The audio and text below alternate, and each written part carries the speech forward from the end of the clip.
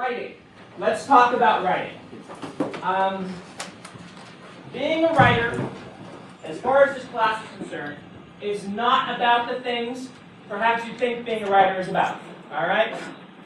We're going to talk about 3 quick lessons today, and hopefully these will become the themes of this class for you. All right, number 1, okay?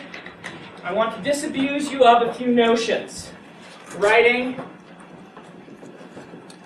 is not about inspiration. That says inspiration. All right? Writing is not about inspiration. Okay? We'll get into this more. Writing is not about ideas. It actually does say ideas, so I'm just Google. Writing is not about ideas. We will talk about that. Writing, more specifically getting published, is not about luck. Okay? What is writing about then? Writing is about skill.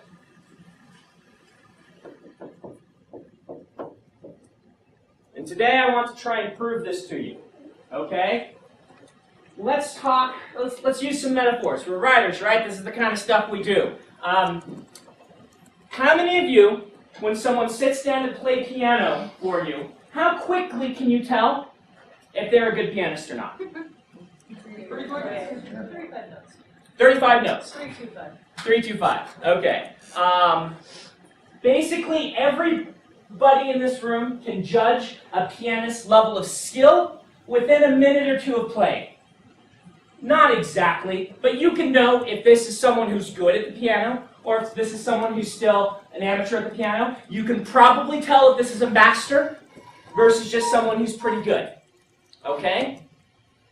Editors, published writers, people who know what they're doing, can do the same thing with 1 page of your writing in the exact same way.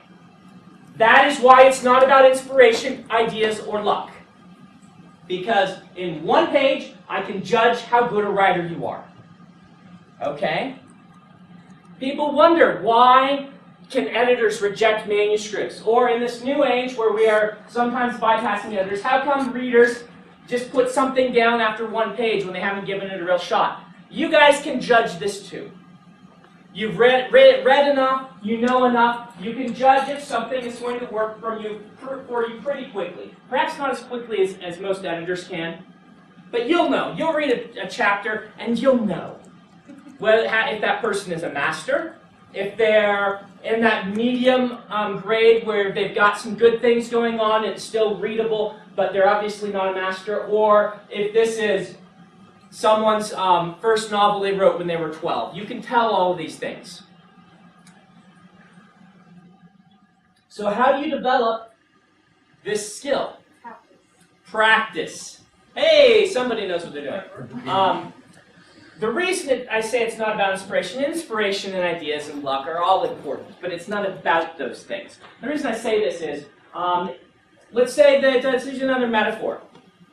You are world star batter on a baseball team. When you step up to the plate to hit that ball and you connect, is it inspiration, ideas, or luck? Ideas are the wrong metaphor here, but is it luck?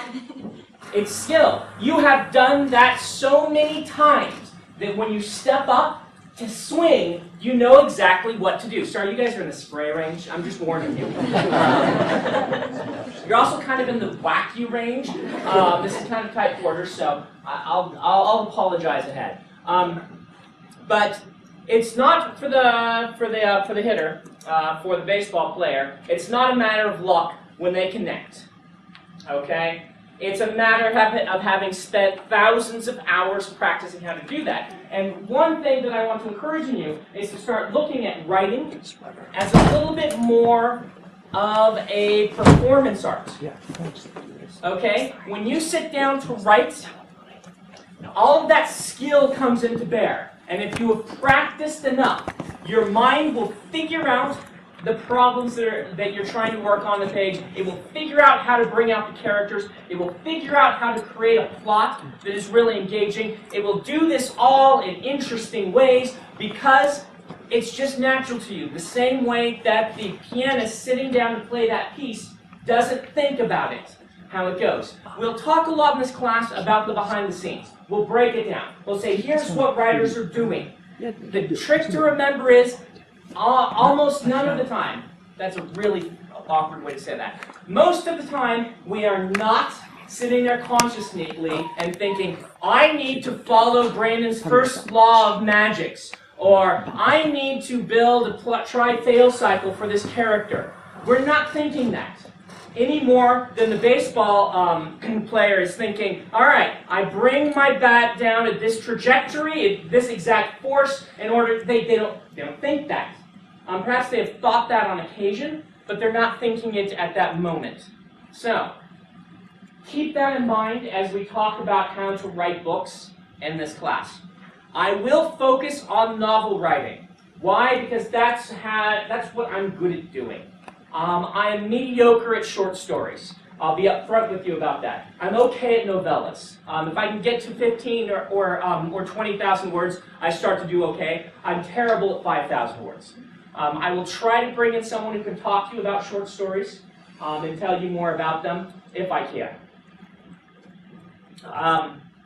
The other reason I talk primarily about novels is I'm willing to bet that almost everyone in this room reads novels, but that very few of you read a lot of short stories. Let's just do a raise of hands. Anyone here subscribe to a short story magazine? All right, so we've got 2 of you. What do you subscribe to? Well, Leading Edge. Leading Edge, okay, yeah, Leading Edge. Podcastle. Okay, yeah, Leading Edge. Leading Edge, okay. So, some of the podcast ones and some of the online ones are really fun. Daily SF and things like that. But it's telling that nobody in this room subscribes to Asimov's, Analog, or F&SF, the 3 big science fiction and fantasy magazines, because young people don't, demographically. If we were doing this 30 years ago, a good half to 60% of the room would have would subscribe to one of these magazines. Most of you don't read a lot of short fiction, so you really shouldn't be writing a lot of short fiction. One of the primary questions we get as a writer, is, should I start with short fiction? Because once upon a time, with all the short fiction markets that were out there, starting with short fiction was the good way to break in. It no longer is. It's still a good way if you're good at it, but there's such different art forms. If you spend all your time practicing with the short story and never with the novel, and yet the novel is what you want to be doing, you're doing yourself a bit of a disservice. Plus, with the direct publishing methods we have nowadays, where you can just directly reach an audience, there's no reason not to be writing novels if novels are what you read and novels are what you want to write. So we will talk about novels. If you really want to do short stories, I will allow you for the class to write a short story collection instead of a novel as your 50,000 words. But that's only if you're actually serious about it and you're like one of these fellows who is actually reading short stories quite a bit. I would count it if you bought any of the world's best anthologies or something like that. The rest of you should be writing novels. You can pick your genre. There are a wide number of things you could do. I won't even force you to write science fiction and fantasy because I always hated it when my professor said, you can't write science fiction and fantasy. So I just wrote it anyway and said, and dared them to fail me, and they never did. Even Professor Thayer would never fail me, even though I know he wanted to. So I won't make you, but I strongly suggest it since a good third of our time in the lectures will be talking about science fiction and fantasy elements. You can write children's. That includes middle grade and YA. I hope you're not writing picture books or chapter books because I have no idea how to help you if you are. You should really be taking Rick Walton's class instead. But I'm going to assume that you all are writing at least a middle grade novel. Middle grade is targeted at 9 to 12-year-olds. You know, Harry Potter started at middle grade. Or YA, or science fiction or fantasy for adults. Steampunk counts in that, urban fantasy counts in that, teen paranormal romance, sure, if you want to. Whatever it is you want to do, all right? because the fundamentals will be pretty much the same regardless of which of those you're doing.